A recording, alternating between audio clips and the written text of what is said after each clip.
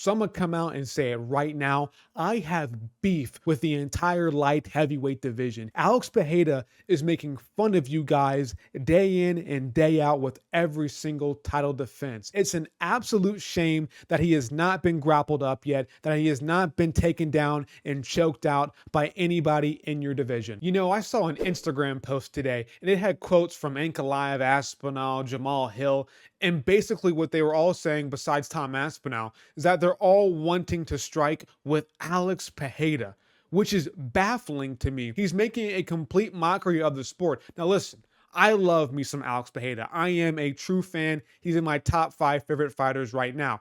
But the issue that I have is the fact that this guy is a pure kickboxer. He has been kickboxing his entire adult life. He hasn't been grappling for that long. Yet it seems like every single title challenger only wants to strike with him, which is completely baffling to me.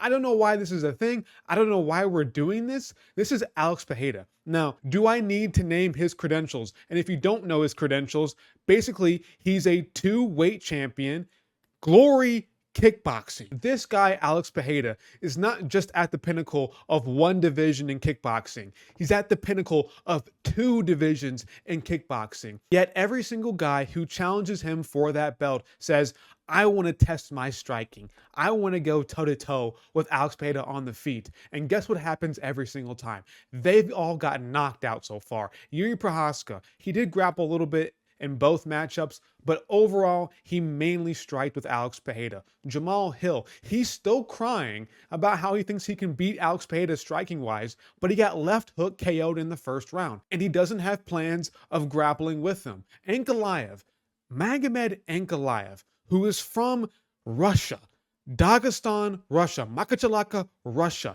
This guy has a grappling background, says he wants to strike with Alex Pereira. Now, Ankalaev might not be entirely serious about that, but if he is serious and he's actually trying to go out there and just strike with Alex Pereira, he's out his goddamn mind. And I'll keep it real for just a second. This Khalil Roundtree win for Alex Pereira might be the best thing that's ever happened to him. Khalil Roundtree having success striking with Alex Pereira probably gives some guys at light heavyweight some confidence that they can do well striking with him. Don't do it. It's a trap. Khalil Roundtree had a game plan. He wanted to go out there and pretty much gas himself out. He was pretty much gambling with his striking. His striking was not meant to go on for 5 rounds. It was meant to get Pereira out of there early. He wanted to get a quick KO over Alex Pereira. Trust me, that style is not meant to beat Alex Pereira. It's meant to get a KO, and he didn't get the KO. So if any other light heavyweight right now is watching that Khalil Roundtree performance and thinking to themselves that they can go out there and strike with Pereira, they have no fight IQ. They have literally 0 IQ, and it's actually shameful. Now, I don't think this idea that I have is relatively new in the MMA community. I'm pretty sure there's been points made by other YouTubers as well, but it still is, to this day, very baffling to me how people in the light heavyweight division want to just test their striking. Their ego is just way too big, and it doesn't make any sense. I'm going through the list of fighters who have fought Pereira since he's been in the UFC, and it's just really weird to me how some of these fighters just are content with striking with him. I mean, starting off with his debut, it was against Andreas Michailidis. He grappled him. Cool. It didn't work out. It's Michailidis, not the best fighter in the world. Bruno Silva tried some grappling. Again, not mainly a grappler. Didn't work out for him. Sean Strickland. I watched you pretty much take down, control, have the back of Uriah Hall for 5 rounds, dominate him with the grappling, yet you didn't shoot a single fucking takedown against Alex Pereira. Again, like I said before, this guy is a 2-weight champion, a 2-division world champion in glory kickboxing, and you think that you can go toe-to-toe with him on the feet? I'm sorry, Sean Strickland. Yes, you have good striking for MMA. You have amazing striking for MMA, but you are not a world champion kickboxer. You don't have that level of striking. So why are we out here thinking we have world kickboxing level striking against a guy in Alex Pereira who has his credentials? There's no IQ. There's no brain. And look what happened to him. He gets KO'd by a left hook in the first round. And then he spars with them afterwards, and he's striking with them for the majority of the sparring session, which is fine. He's just trying to get some work in. But he even said after the sparring session that I know that some of these shots that you land on me, Pereira, are going to KO me. Sean Strickland, after sparring with Alex Pereira, would pretty much tell himself that, yeah, maybe I can have some success against him on the feet, but I know at some point one of these shots is probably going to KO me. He knows that Pereira is being nice in sparring, or that it's just sparring, so it's not too serious. So he knows that he's not going full force, but if he was going full force, he would lose to the striking to Alex Pereira, which is crazy to me. And I know it's after the fact, so it is fine for Sean Strickland, but still, why?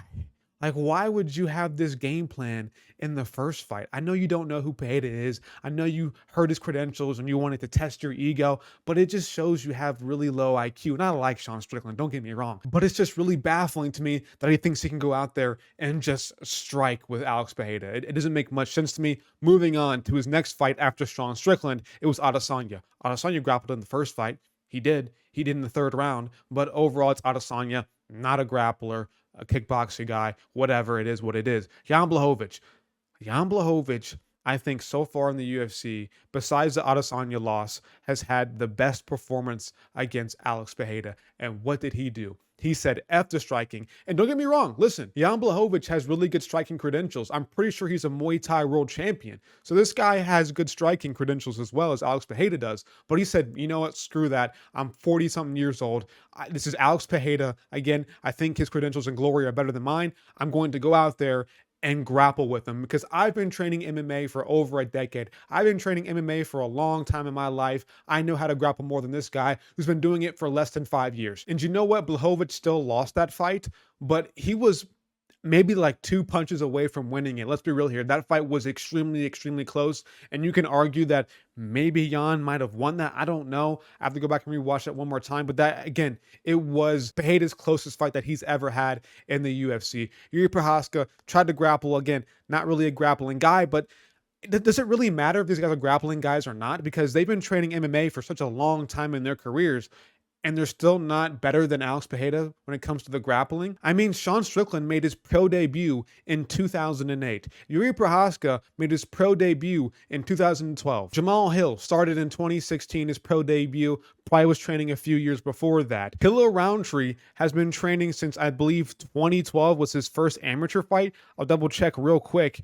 No, 2011 was his first amateur fight for Khalil Roundtree. And that's the funny part about this, is that Alex Pereira didn't start taking MMA serious until about 2020. Before he even got into the UFC, he was balancing MMA while doing kickboxing. He was doing both at the same time. When he made his pro MMA debut in 2015, he fought 2 fights, then went back into kickboxing. Didn't fight for a whole year in MMA, was still doing kickboxing. I think he won the belt in kickboxing that year in 2016. Then had one more fight in MMA, didn't fight from 2016, and then didn't fight in MMA again until 2020. And in between that, he was focusing only on kickboxing. This guy was basically a part-timer in MMA for the first 5 years of his career, and then started taking it serious in 2020. And even when he did return in MMA in 2020, he was still fighting championship level fights at Glory Kickboxing against Artem Vakitov.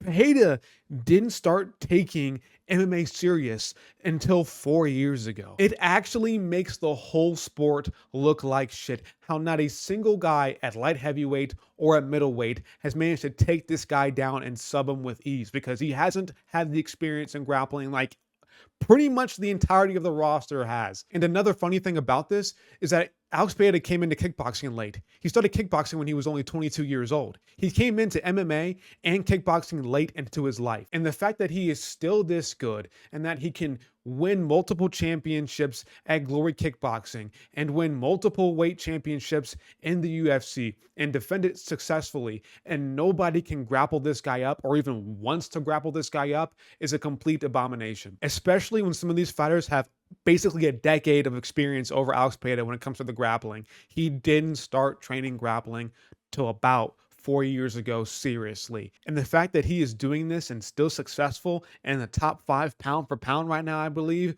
is one of the most wildest things that I have ever seen. And what this really just tells me is that the UFC fighter ego is just way too big, man. It's just way too massive. We cannot be out here trying to strike with Alex Pereira, man, when we have way, way, way more grappling experience than what he does. They go into these fights, and maybe his whole voodoo stick is real. Maybe his whole Chama face, his whole stone face makes these UFC fighters have to strike with him. Maybe he just invades their brain like a hive mind and forces them to strike with him. I don't know what's going on with Alex Pereira, but obviously it's not that. I'm just joking, but it just makes no sense, or it does make sense actually, because these guys are not that smart. So for as long as I keep hearing these light heavyweights talk about how they're going to keep striking with Alex Pereira, I don't believe a single one's going to beat him. If they're not having that Tom Aspinall quote of saying, I'm going to run across that octagon and rugby tackle him, I don't think a single light heavyweight is going to beat Alex Pereira until he gets too old and he has to just retire, or he just gets KO'd because he's just way too old now.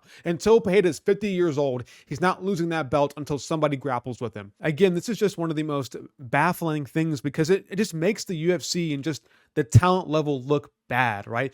There shouldn't be really just a one main sport athlete coming into the UFC and being successful, right? If there's a pure wrestler coming into the UFC, yeah, they might have some success with takedowns, but eventually they should get KO'd, right? Even with the pure jiu-jitsu guys, they pretty much get exposed in the UFC because everybody has good jiu-jitsu. And if you only have jiu-jitsu and not striking or any wrestling, then you're shit out of luck and you just pretty much get beat up for 3 rounds, 5 rounds. And the same thing should be for Alex Pereira. He doesn't have really any grappling game, and fighters still just want to strike with them. And now I think it's too late, right?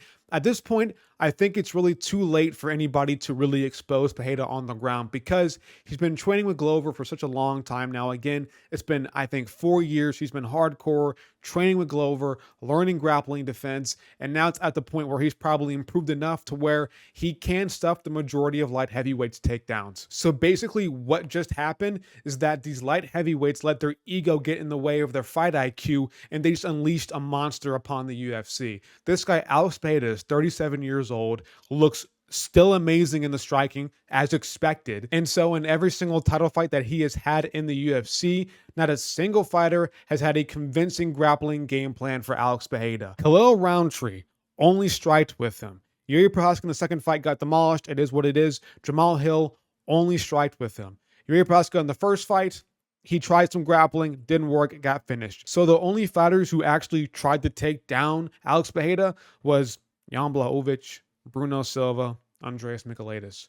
That's really it. So at this point, it's going to have to be another striker that can get Alex Pereira out of there. And maybe with Artem Vakhitov being signed to the UFC, maybe he has a chance, bro. But I rewatched their fight, and I still think Alex Pereira wins. I think with 4-ounce gloves, he might chin Vakhitov, but it is what it is. That's for the future. If even Vakhitov can get to an Alex Pereira title fight, we'll see what happens in the future. He might get fast-tracked because he is kind of older as well, and it's a huge narrative-based fight. So we'll see what happens with that in the future. But man, it's just crazy to me that these light heavyweights haven't found a way to beat Alex Pereira with the grappling. It just makes no sense to me. Maybe Ankalaev can right that ship, but I want Pereira to beat Ankalaev. I think Pereira is way better for the UFC. And right now, I think the UFC wants Pereira to still be champion because he's saving events. He's actually carrying the UFC on his back right now. He is the best thing going for the UFC right now. And I don't think Ankalaev could fill in those shoes if he does beat Pereira. So right now, I like Pereira, but him being this good and this successful at the UFC doesn't make a whole lot of sense. Well, it does, but it shouldn't make sense. It really shouldn't make sense. I don't know, guys. This is my whole rant for the day. If you enjoyed this video, give me a like, subscribe, bell icon for notifications, but get out of here. I'll see you later.